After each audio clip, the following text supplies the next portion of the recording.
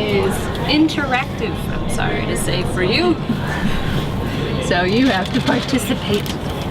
Would you mind going around and saying your names? I'm sure you guys know each other, you seem to be a group, but it's for my benefit.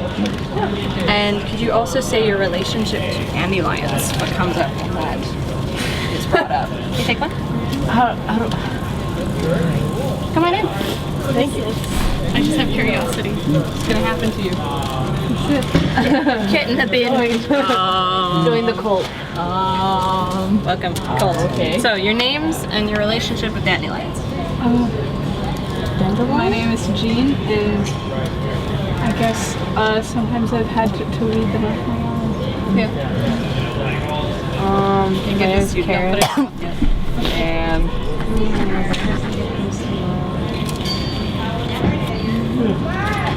I used to like picking them out too, but my dog likes to eat them, so I guess. Nice. My name is Julia, and the scene in Beauty and the Beast. No. Not yet. It's the movie, The Princess with the Books. She's into books. That's Beauty and the That Beast. is. Yeah, there's a scene where she's blowing on the dandelions. Oh yeah? And the song is good. That's true. I'm Eli. I don't know, dandelions grow in my backyard, and they can be kind of pretty sometimes, I guess. I'm Cataly, and I like to pick them and blow on them. Yeah. So, the thing that you have in your hand is pickled dandelion root. And I dare you to eat it.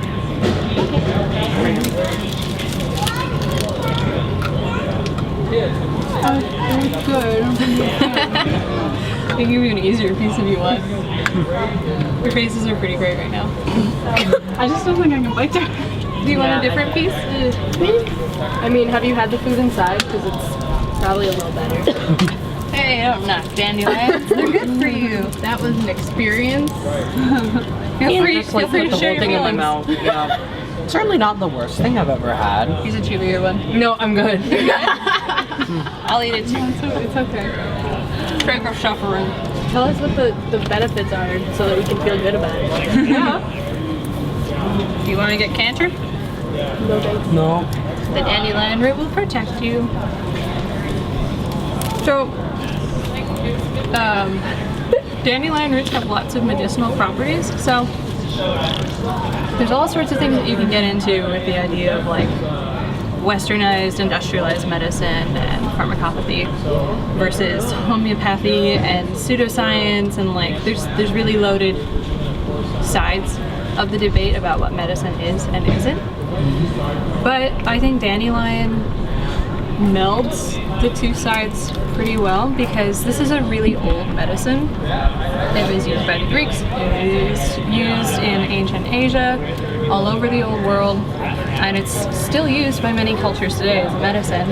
And on top of that, they've done lots of experiments that show that the dandelion is really great at, it gives you a lot of awesome vitamins and minerals. And I bring up cancer because the University of Windsor, Canada, their like cancer specific branch of the university, has been doing a lot of work recently with investigating dandelion roots' weird ability to cause cancer cells to commit suicide. So it's a really non-invasive way of inducing cell death in cancerous cells and leaving healthy cells alone.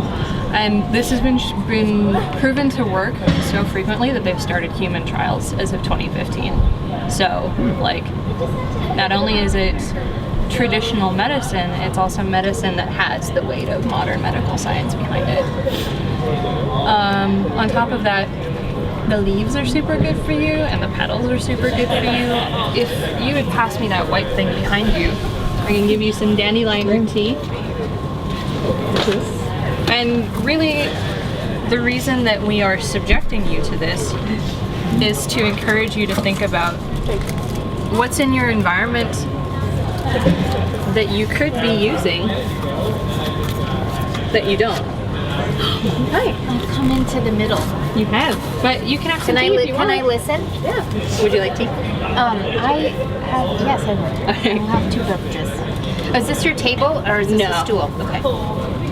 It's a victim of society. Okay. So, what is around you in your environment that's brought to mind in this space, or possibly has been brought to your mind before this, that you haven't really seen as a resource, but it has kind of hidden benefits? Because you think about dandelions, and none of you were looking at dandelions before this and going, oh yeah, that'll stop my cancer, right? I mean, correct me if I'm wrong, but I didn't know that before I started doing this project. Anything come to mind?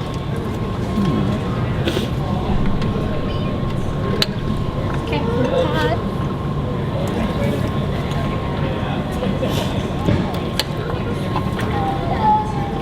Oh, and by the way, this is really a conversation that's amongst you guys, and I'm operating as a figurehead. So don't feel intimidated by my traditional pedagogical presence looming over you. I think we're all distracted by the amazing operation of this tea kettle, Right? With the pump thing in the back. Honestly, yeah. That's like heck of a resource. Yeah. Yeah. Voila. I feel like I'm not the best first person to try it because I'm not like a huge tea person to begin with. Did I scare you with the dandelion root? Like you guys were like, what are you gonna put in my mouth? Bad. It's pretty like Not the big one that I couldn't eat, but like I've had it wouldn't be my first choice of something to eat, but it wasn't bad. I feel Yeah. like if you like put it on a burger, you might think it was just like a really weird pickle. Yeah. Uh-huh. If you like, Dice it up real fine. I sort of thought this was about composting. Well, because there's saw the actually a little- compost bit behind you. Yeah. If you hand that to me, I can. So I was like, why is she trying to feed us compost? The green thing. But I understand now. Compost. Well, when we think about resources, compost, things that might otherwise be gross, I think is a good discussion topic. Because in many ways, and in many roundabout ways, what we're really trying to talk about in this space is climate change and climate chaos, and the very real things that that is going to do with how we live our daily lives. So there might be a lot more grossness and strangeness in your future. And is it gross and strange? Is it a new opportunity for weird stuff to happen to you? I never would have imagined eating a dandelion root before, what, 3 months ago? But imagine if, what's a real good source of vitamin C? Oranges? Oranges come from California. There's lots of groves there. Can we? What happens if California's drought never ends or gets worse? What if there's no more oranges? Where are you going to get your vitamin C? What are the resources that you have around you in your natural ecosystem that can provide you with the things that you need if we ever have the ability to import them? And I don't know is an okay answer because I don't know. Do you? Rose hips. Rose hips. Can we grow rose hips in Minnesota? I mean, I think they just grow. I mean, I don't know anything about roses, but and which kinds of roses grow them.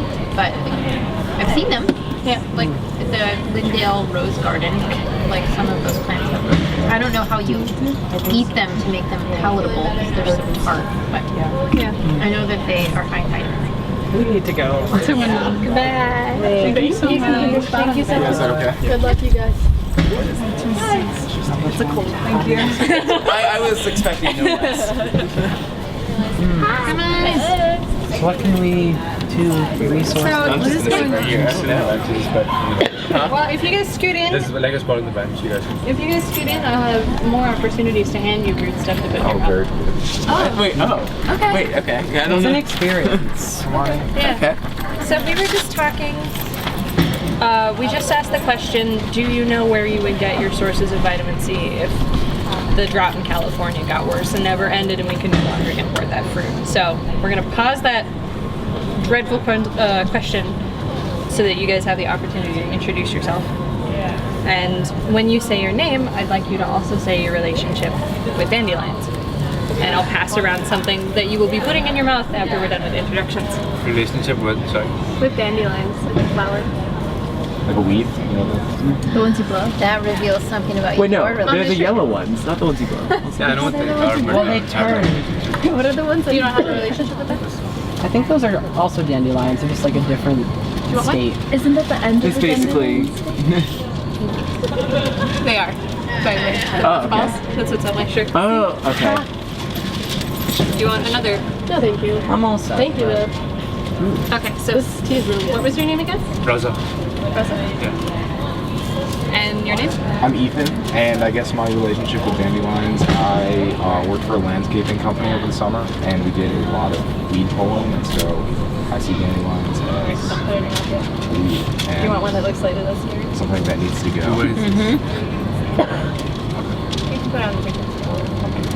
So something that needs to go. By the way, you guys who are already here as well should introduce yourselves to each other. The new ones. Oh, So, I'm Sarah, and my relationship to dandelions is a love-hate one, where I understand that they have some beneficial and beautiful qualities, but I think they just look so trashy when they're in my yard. I'm Ryan. My relationship with dandelions is pretty limited. I think they're cute, and then that's it. I'm Sophia. I just like dandelions because when you pick it up and you glow on it, you just scatter everywhere. so you guys who had to go through this get to watch their faces while they eat it. I'd like you to put that pickled dandelion root in your mouth and eat it. And you can talk about it as you're doing it. Feel free to shout and dismay. That's so fast. I know, I've done this before. So what are your thoughts? I love pickles, and I don't mind the texture. I kind of enjoy this. It's pretty good. Yeah, do you think it's something you would eat regularly? Regularly, probably no. I think I don't know why though, to be honest. Yeah, I think that's real. texture is a little off, but I'm not like put off by the fact that it's dandelion. Oh, and you guys are talking to each other, by the way. That's why I'm on the floor, because I don't want to look like an imposing institutional presence down here. Sort of What do you like think? Whoops, I dropped mine. It's interesting. I'm not a fan of pickles. Okay. And it reminds me of pickles. Well, it is Well, it pickled. is. Yeah. Yeah, I do like pickles. I think that was an interesting experience. I think maybe like refine the texture a little bit, and then I would definitely eat it. How But do you think we would refine the texture? I don't know. I don't know what like food production companies do, but I didn't think it was bad. My piece is particularly fibrous. It feels a little like something you're not supposed to eat. I get that too. Yeah, could maybe you be. could like cook them or something, and then they would be a little softer. So back to that conversation that we were just about to have when you guys walked in. The reason we were talking about vitamin C and oranges and dandelions is because dandelions are actually really useful nutritionally and medicinally. So the leaves, the petals, and the root have tons of vitamins, tons of minerals, source of fiber. Like this is a superfood more than acai berries are, but people don't usually find themselves eating it. It's not like something that is often sold in high-end restaurants. Dandelions. Would you like to put some dandelion in your mouth? Sure. Could you shout out your name to the group? I'm Zim. Well, a lot of us are part of the same class. My bad. I kind of just joined. Is that okay? Did I just put the whole thing in my mouth? Oh, no. That was like, That's your napkin. oh shoot! I'm No, I sorry. I almost did the same thing. It's fine. Thank you. I did think that was like dandelion paper. Yeah. Well, that would be a legit food source. But yeah, so they have a really old history in the medicinal record. Like, this was stuff that was used by the ancient Greeks, ancient Chinese, as part of how they treated both preventative and acute illnesses. And even today, it stood the test of modern medical science, where my favorite example of this is just because it's so hard-hitting, but the University of Windsor, Canada, you can Google this, their Cancer Research Center has, over the past several years, been doing a lot of tests with dandelion root, and it has been proven effectively to induce cell suicide in cancerous cells, which means that this could be one of the most humane ways to treat cancer ever. And that might have been part of why dandelion root tea has been drunk for so long in the world. By the way, I'm going to give you some. And they feel so strongly that this has a high chance of working that they just started human clinical trials 2015. And we're waiting for the results of that. So not only is this homeopathic medicine, it's also medicine that's standing up to the Western industrial complex. But did you like the taste of it? It tastes like bad olives. Yeah. I feel, yeah. I mean, definitely if it were like curing my cancer, then I think the taste would be more than fine. Yeah. No, I mean, you just throw some cheese, maybe some cayenne pepper. I'd eat this. Yeah. And that was, when we started the conversation about This is pretty good. the oranges, it was because dandelions are a resource that's pretty hard hitting in terms of nutritional and medicinal value, yet at the same time it's incredibly underutilized. And we were thinking about how climate change has such an impact on what we're able to grow and eat. And the orange question was, where are you going to get your vitamin C in the future if the drought in California doesn't end? So, can anybody speak to that? Supplements? This right here, is that what you like? I mean, It it does have vitamin C. Like, it's got a ton of stuff in it. We got a website that actually has a nutritional card for dandelions, and the what is it? It's not Is it the like FDA. sorry? Is it like really high in something in particular, like in one nutrient or something? I think it's iron. It's high in quite a few different things, but I don't have the nutritional card pulled up here. It's fine. I could pull it up on the website. I do have my Do laptop with different me. parts of the plant have different nutritional benefits, like the roots versus the leaves? Yeah. Yeah. So, I'm not going to lead you astray by telling you exact numbers when I don't have my sheet of facts in front of me, because as a scientist I cannot do that. But it does have some pretty hard-hitting benefits. Cool. Yeah. Oh, no, this isn't bad at all. It tastes like standard tea. Standard tea. Your normal Like tea. you could tell me that this was like chamomile or whatever, and I'd be like, okay. Nice. Are you doing this as a more of an education thing, or like possibly like marketing dandelions? Oh well, we're not necessarily intending to market dandelions. If anything, we would be marketing urban foraging. So is that something that any of you have heard of before? I think I've heard of the term, but I couldn't tell you anything about it. What? Boss, can I eat this or not? What? The root that's in my mouth still? Yes, you can eat it. Okay, God. I was so worried. I was like, Yeah, so we're not like a dandelion food company. Sorry, like I should probably said that with the amount that I'm smiling at you, that I'm not trying to sell you anything. Oh, I didn't think so, but I was like, okay. But it could be. Really what we're trying to do is start a conversation or plant a seed of what kind of power do you have to interact with your ecosystem I thought it was to fine. get the resources that you need. Or that you may need if our climate changes in drastic ways. I should revise that. It is going to change in drastic ways, but we don't know what those ways are. So climate change, inarguably, has reached the point where we cannot stop it. Should have listened to those scientists 10 years ago. So at this point, in this structure, in this safe space amongst friends and strangers, we're hoping to give you an opportunity to face up to the very real fact that climate changes might have happened to you and to your backyard and to your friends and your family. And what does that mean for you?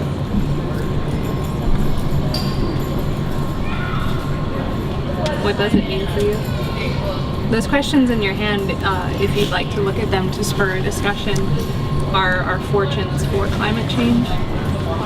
And anybody who wants to can speak on them.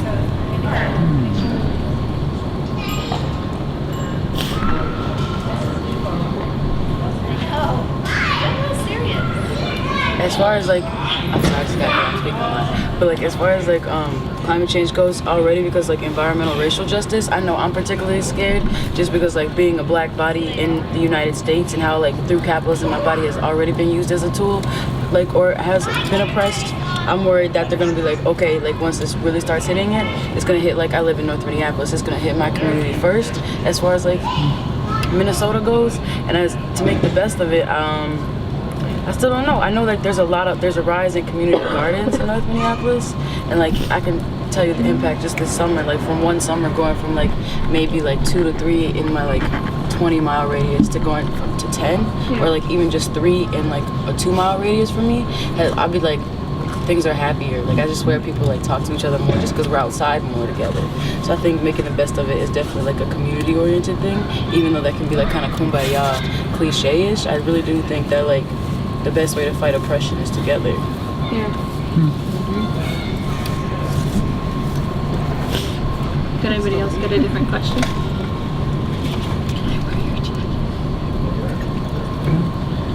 And I should say, as I'm prompting this, like in my role as a figurehead, that silence is an acceptable thing when you're working through something tough. And like I want to honor the fact that climate change is tough. But also you're in a space where there's lots of people being silent with you, if that's what you personally need to cope with it and think about it. Because when we're talking about resources, it's not just the things that are growing in your backyard, it's people. Like everybody here is a resource. This is human capital. These are people who can help you, who can teach you things. So even if it doesn't feel like you have the power to say anything when it comes to heavy questions, you've got people with you. Feel free to stay silent. And I just think like having places that don't have a population base is like very like, I mean it is like proven to be good for you, that just like walking alone in a like natural area is like as soothing as almost like anything else you can do. So I think that's like, and I live in kind of like a super like woodsy area, so I think it's like kind of important to me for that way, or in that way. So yeah, Not to lose those spaces. yeah.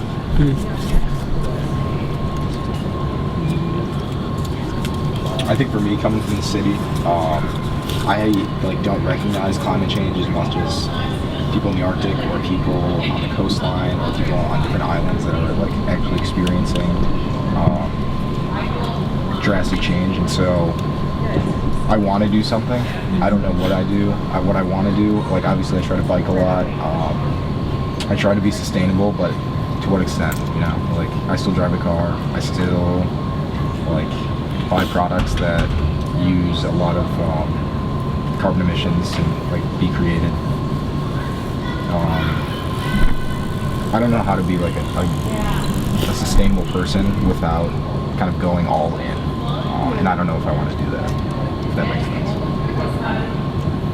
Makes a lot of sense. Do you have a picture of in your head about what going all in would look like? Because I don't even know, right? I mean, there's, you can live off the grid, there's some like extreme examples, but that's not available to most people. Right, that's what I'm talking about. Like that extreme. Yeah. In the Sarah Dooling speech or presentation, she was talking about the experimental communities that people came up with to leave the least carbon footprint. But it's not accessible to everyone. And she was talking about how like people with disabilities or people who need like extra care can't do that, and it's just not ideal for anyone or for everyone, or for the majority. Yeah.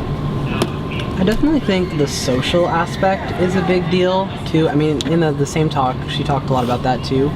But like, when people think climate change, they immediately think, or like sustainability, they immediately think like, recycling and composting and not driving as much, which are all good things, but like, and you can do all those good things, but it makes a much larger impact if you educate and sort of change the culture as a whole, than just like physically doing the things. So I think that's a really important aspect. When's the last time that you had a conversation with somebody about climate change? How did it go? The stool is now available if someone would like to move from the ground to the wooden post. Thank you so much. Nice to chat with all. I really had a conversation about climate change with my dad not that long ago because he's like an urban geographer. Oh, cool. Or yeah, he's a professor of it. So like he does a lot of work in like sustainability, and one of his like big areas of focus is public transportation, which is a big way to help. So he talks a lot about that and like building sustainable cities that are he was saying he was jealous that he wished he could have been here because he would have really been able to relate to the whole subject of this whole convention. For me, it's interesting because I come from a very conservative place, like South Florida. They don't believe in sustainability. Like, we don't use public transportation. Composting is illegal in a lot of cities. Wait.